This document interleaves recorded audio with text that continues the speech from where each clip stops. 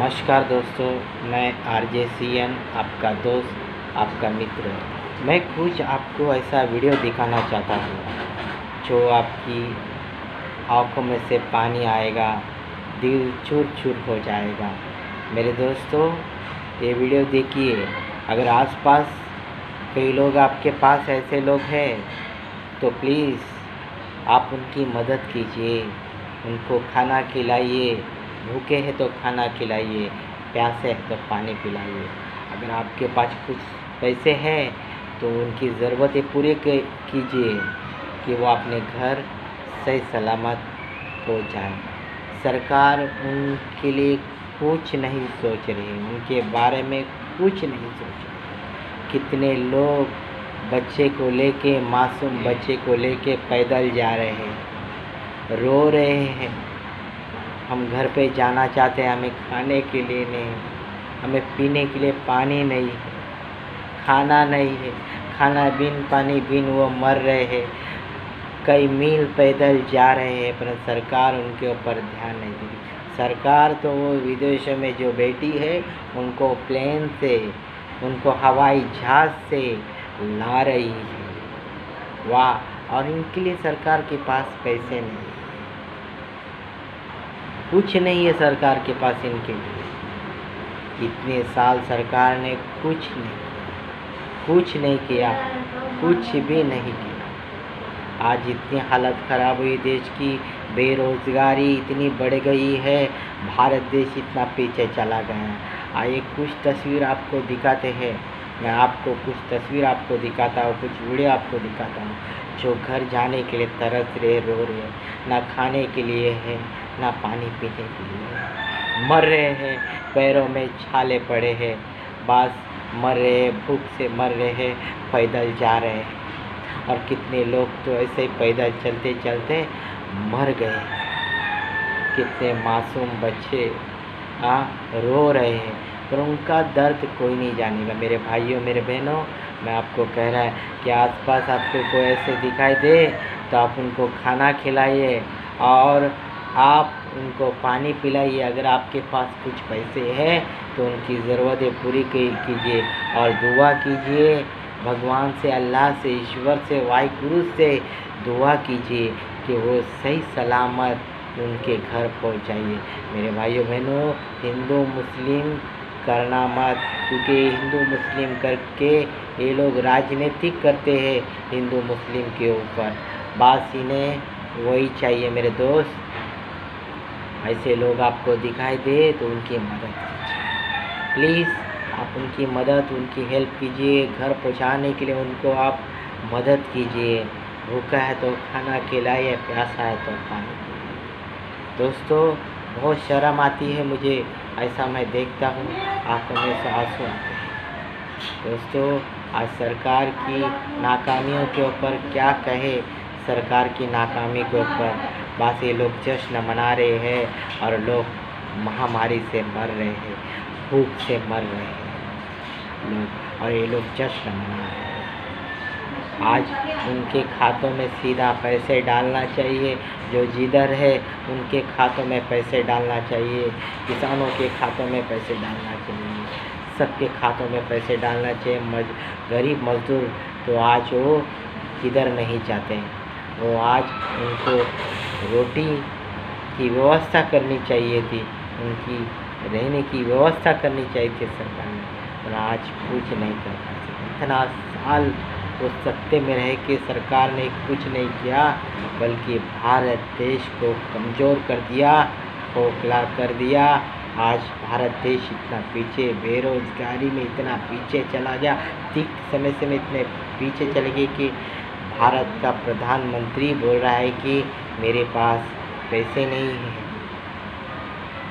बताइए, आज हमारे देश की हालत बहुत ख़राब है। मैं आपको विनती करता हूँ कि आसपास आपकी कोई अगर ऐसे दिखाई दे तो आप उसको मदद कीजिए।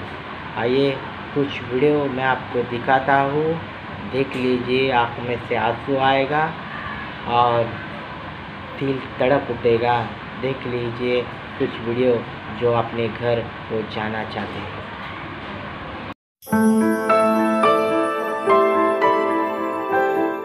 घर जाना चाहते हैं, घर जाएंगे हम। 8 दिन हो गए पैदल चलते हुए, बच्चों को पैदल चला रहा, खुद भी पैदल चल रहे हैं। चलते चलते पैरों में छाले पड़ गए, कब तक चले? पुलिस वाले मिल जाते हैं, डंडे मारते, बच्ची बीमार पड़ गई है चलते चलते रस्तों में। अब हम घर जाना चाहते हैं, हमें इतनी सुविधा कर दो, हम घर पहुंच जाए।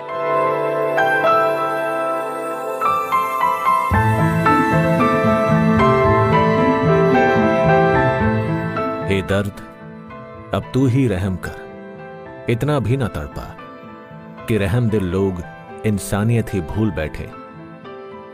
पिछले 8 दिनों से लगातार पैदल चलते चलते सिसकियां भी अब होठों तक आकर कांपने लगी हैं।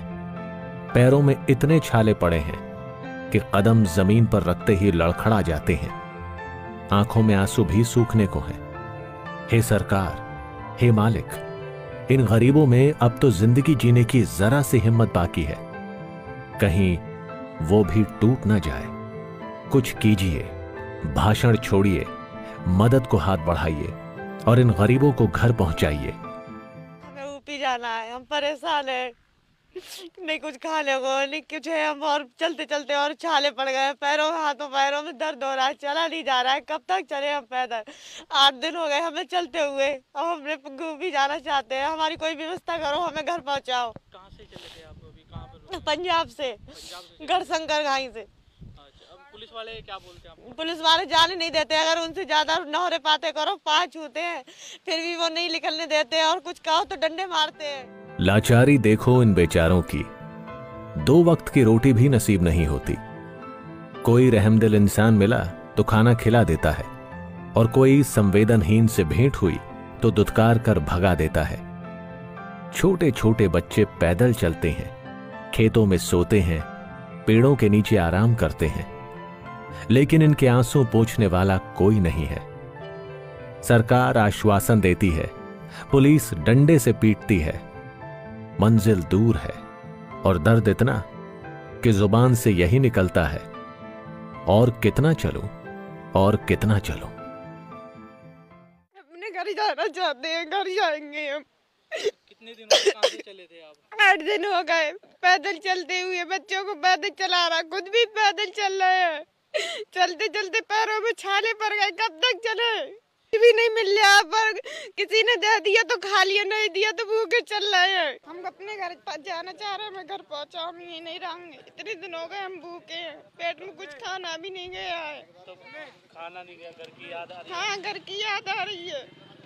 कौन कौन है घर में? हमारे डैडी है, माँ, हमारे भाई है, बहन है छोटी छोटी, हम यहाँ फंसे हैं। कब से चले वहाँ से? 8 दिन हो गए हमें। तो खाना खाया आपने?